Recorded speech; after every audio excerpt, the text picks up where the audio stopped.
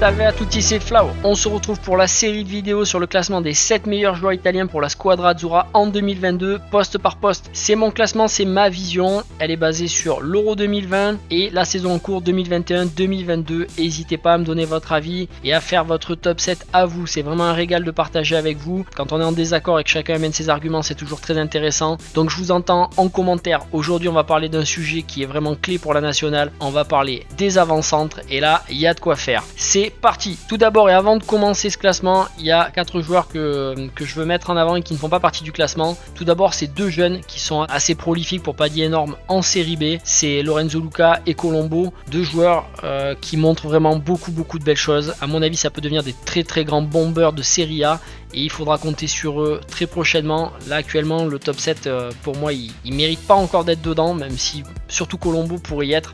Mais voilà, je les ai pas mis dans ce classement, mais je tenais à les évoquer.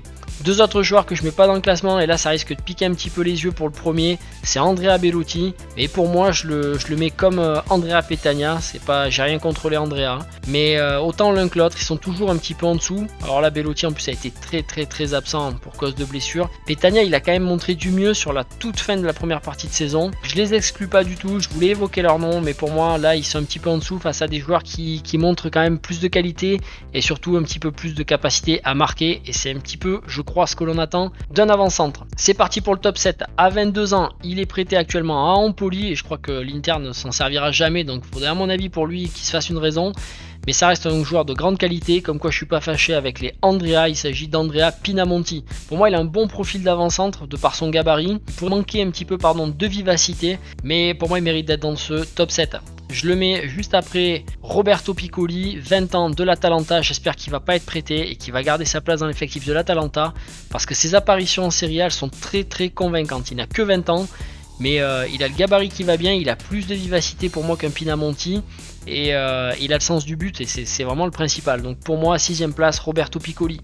À la 5ème place, un joueur qui pour moi n'aurait jamais dû être sorti du Milan AC. Il a eu des moments difficiles, mais je reste un bon admirateur de Patrick Cutrone. 23 ans, actuellement en Empoli. Il marque des buts, même de la nuque. Ça fera sourire mes camarades Twitter du Napoli. Mais Patrick Cutrone, pour moi, ça reste un joueur qui a cette vivacité, qui manque un petit peu aux avant-centres italiens. Il est très hargneux, il bouge beaucoup. Alors, dans la finition, il a perdu un petit peu de sa superbe. On espère qu'il retrouvera tout ça. À la 4ème place, au pied du podium, mais pour moi, il mérite pas d'être dessus parce qu'il est trop brouillon. Il s'est bien fait bouger par son coéquipier De Ligt à la Juventus. Il a 21 ans, c'est Moise Kean. Honnêtement, il a toutes les qualités pour être un super avant-centre italien et peut-être même l'avenir des avant-centres italiens. Mais pour moi, il est un petit peu trop brouillon, parfois un peu trop nonchalant. Personnellement, s'il pouvait danser un petit peu moins quand il marque les buts, mais par contre marquer un peu plus de buts, ça jouerait vraiment en sa faveur. Donc Moise Kean, 21 ans, j'ai envie de dire, là je crois en toi, mais vas-y, concentre-toi, sois dans ce que tu fais, et on a besoin d'avant-centre de ce profil-là. Avant d'entamer le podium, parce qu'on arrive au podium, je vous demande de laisser un like, ça m'aide vraiment, c'est ce qui fait ressortir mes vidéos. La chaîne est toute récente, elle a quelques mois à peine, et j'ai vraiment besoin d'un coup de main pour être vu, pour que d'autres personnes qui aiment ce genre de contenu puissent le trouver. N'hésitez pas à vous abonner, n'hésitez pas à activer la clochette pour pas rater les prochaines vidéos. On retrouve sur le podium à la 3ème place le joueur qui est vraiment très discuté. Il s'agit de Ciro Immobile. J'ai parlé de lui déjà dans d'autres vidéos, il est quand même un joueur incontournable de la Serie A. Il marque énormément avec la Lazio. Alors on le critique en équipe nationale, mais vraiment pour moi Ciro Immobile, ça reste un mec fantastique. 31 ans, on ne peut pas l'enlever de la Nationale A, mais pour moi il faut penser à le remplacer, il faut penser à l'après déjà, parce qu'on n'en a pas eu toutes les satisfactions qu'on en espérait avec la Nationale, et parce qu'à un moment il a 31 ans aussi.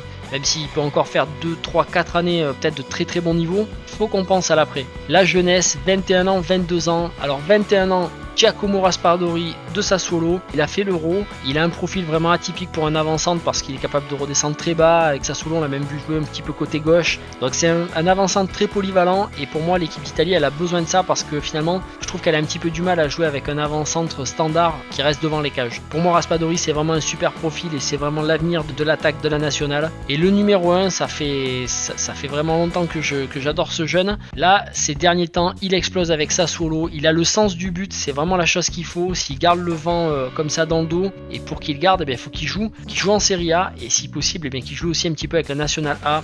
Il s'agit de Gianluca Scamacca, 22 ans. Il a le physique, il a l'envie, il est vraiment pour moi très complet. Il a le sens du but et c'est ça qui est vraiment important. C'est que quand il frappe, c'est très souvent cadré. Voilà mon classement. Vous êtes d'accord, vous n'êtes pas d'accord? Dites-le moi en commentaire. Donnez-moi votre top 7. Qui est-ce que j'aurais pu oublier dans ce classement? Je sais qu'il y a d'autres anciens.